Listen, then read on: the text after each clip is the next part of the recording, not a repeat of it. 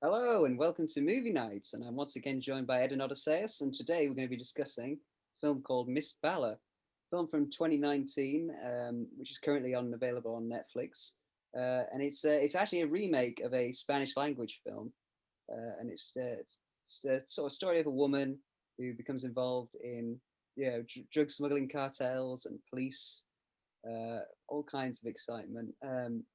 So I'll go over to Odysseus first to tell us what were your thoughts on this film, Odysseus? I'd say that my overall thoughts, as is the case with a lot of these kind of movies, is that it was entertaining. Like I was quite entertained, um, but that it sort of had a number of issues as well. Um, the issues mainly being, the whole thing's about like it just being all very far fetched. I think there were obviously a lot of moments that were box ticking a bit, like um, when they threw in a little bit of an explosion and that kind of thing. Um, and there was sort of other bits that were strange about sort of the way that it ended. Um, and yeah, I thought that basically I can't really complain that much because it was like it served its purpose of being relatively entertaining, but I wouldn't nominate it for any awards personally.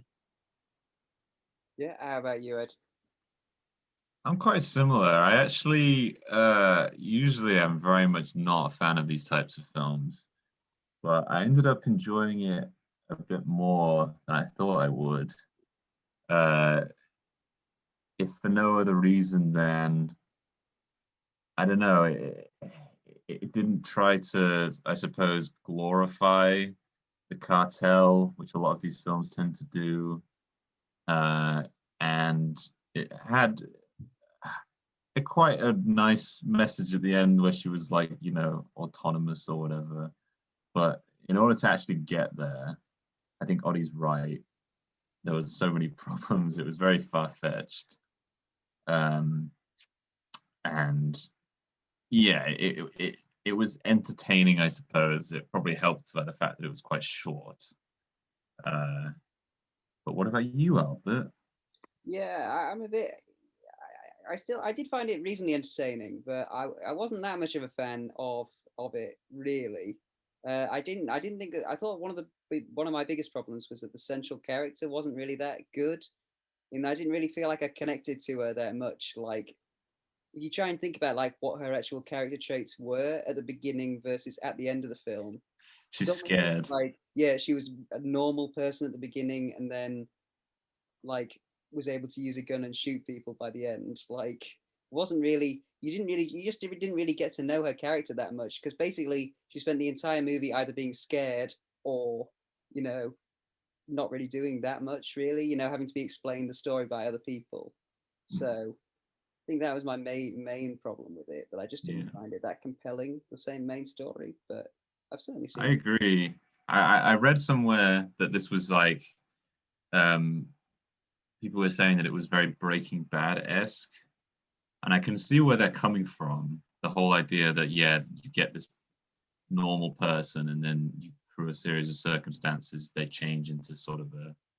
But that isn't really what happened.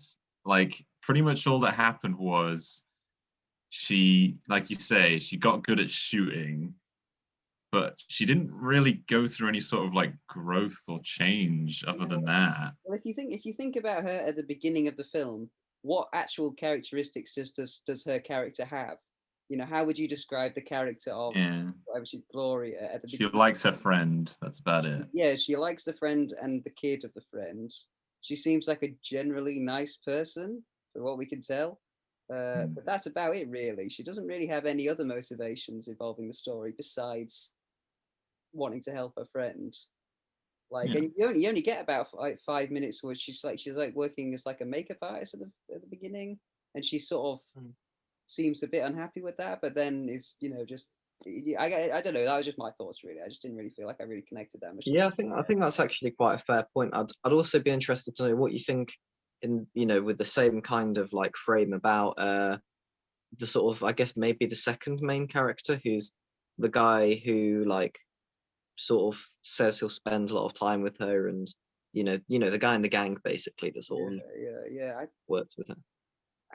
I think it's a bit similar, really. I think I could see what they were going for in terms of like you're not kind of you can't quite tell whether he's goody or a baddie.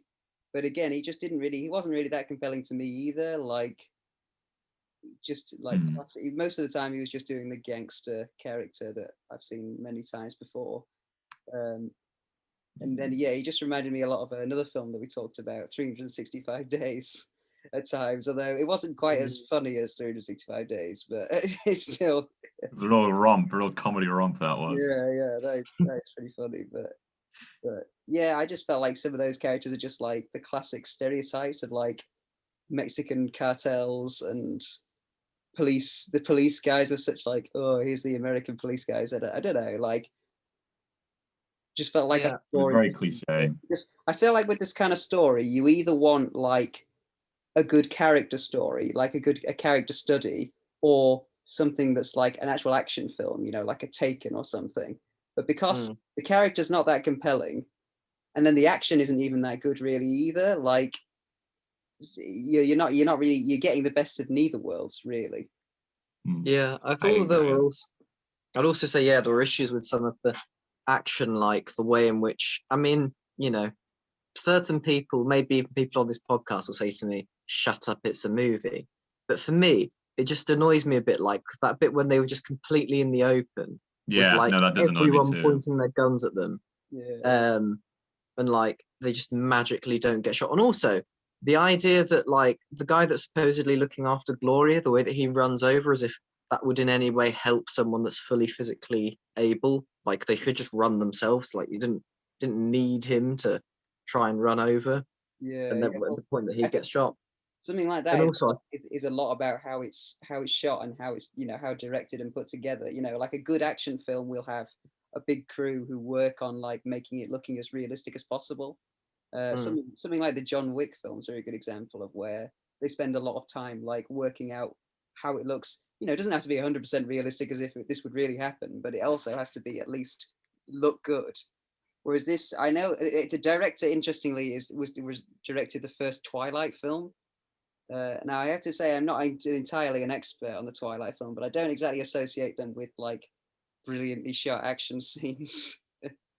No, I think with the thing with action is it's not so much.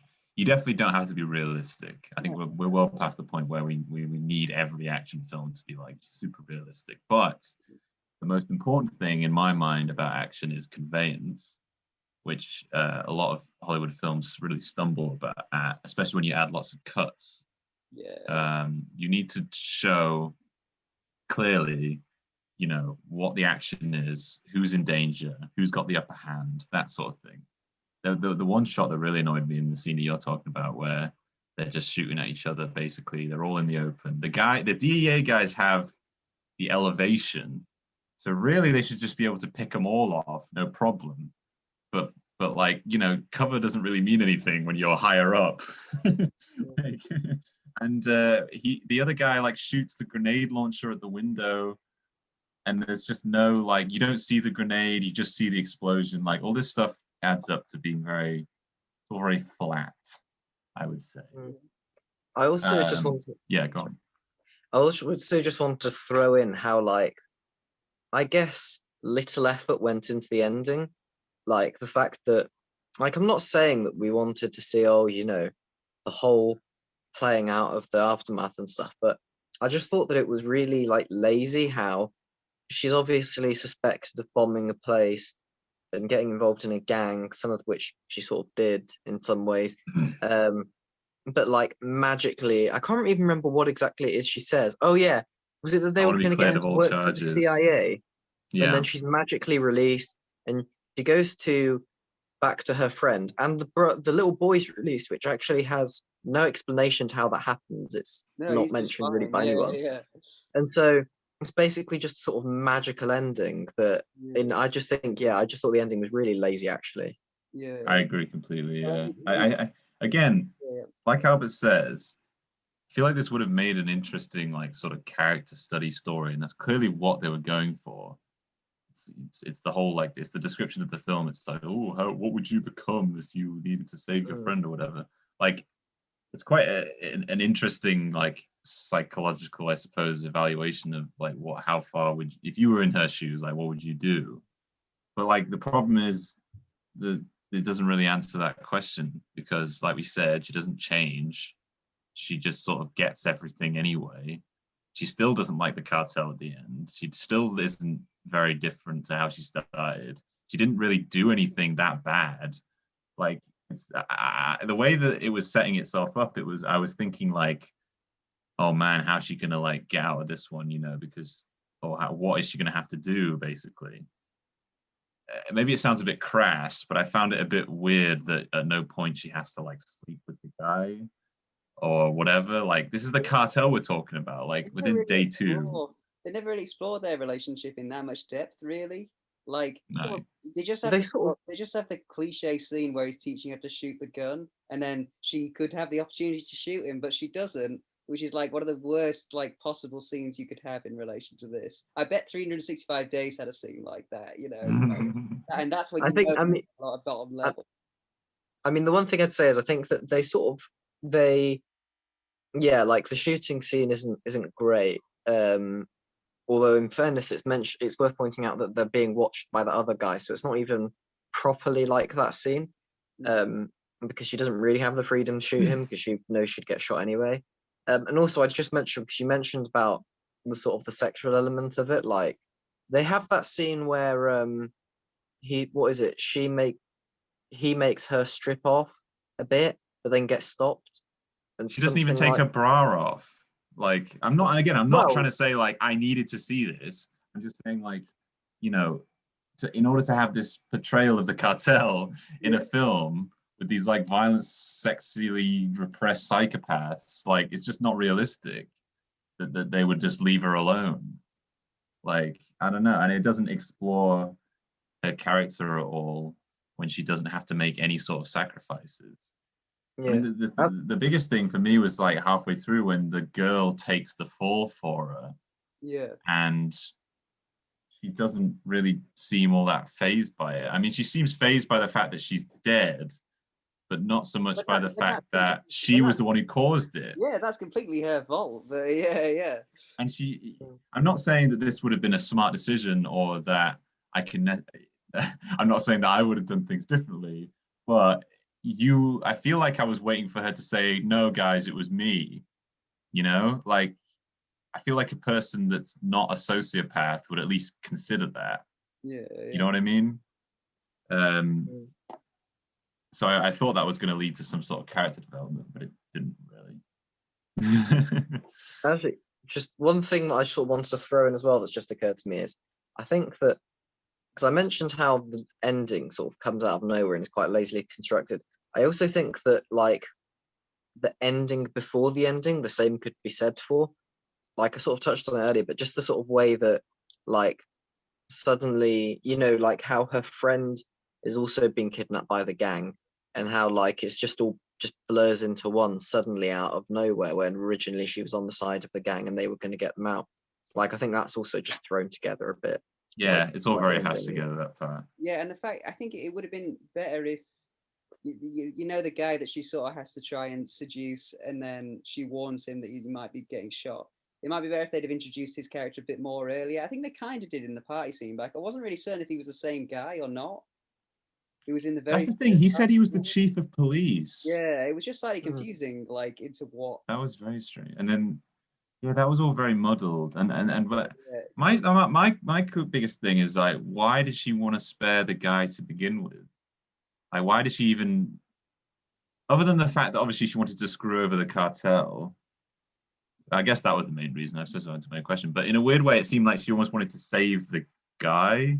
Yeah. But the guy still ordered the sex slave. Like, he's not a good guy. Yeah. Because then she shoots him later or lets him die. I guess it's kind of made to show like, oh, she's out for herself. I suppose, yeah.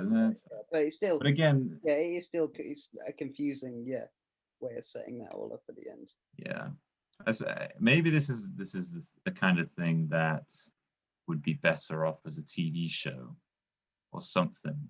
Obviously, they'd have to flesh it out a bit more. But I think the reason why Breaking Bad works so well is the fact that it's such a slow transition from being a normal Joe to a complete murderous psychopath.